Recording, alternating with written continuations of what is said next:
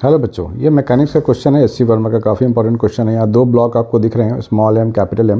यहाँ नीचे वाले ब्लॉक पे फोर्स एफ लगाया गया और आपको बोला गया what maximum horizontal force F can be applied to the block of mass M so that the blocks move together. दोनों को एक साथ मूव करना है।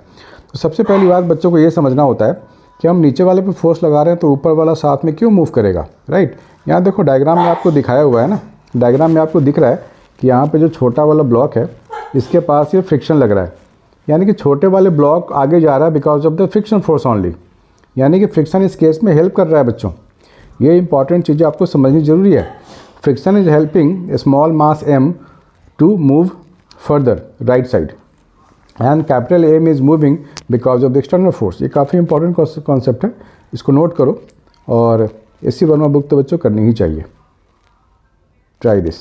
बाय। हेलो बच्चों, ये मैकेनिक्स का क्वेश्चन है एससी वर्मा का। काफ़ी इंपॉर्टेंट क्वेश्चन है। यहाँ दो ब्लॉक आपको दिख रहे हैं, स्मॉल एम कैपिटल एम।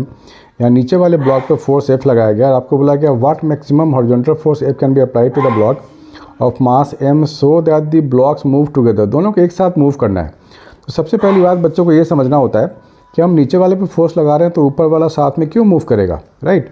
यहाँ देखो डायग्राम में आपको दिखाया हुआ है ना, डायग्राम में आपको दिख रहा है कि यहाँ पे जो छोटा वाला ब्लॉक है इसके पास ये फ्रिक्शन लग रहा है, यानी कि छोटे वाले ब्लॉक आगे जा रहा है because of the friction force only, यानी कि फ्रिक्शन इस केस में हेल्प कर रहा है बच्चों। ये इंपॉर्टेंट चीज़ें आपको समझनी जरूरी है।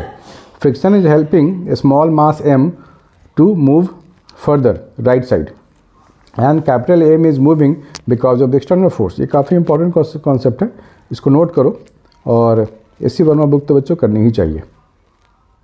Try this. बाय।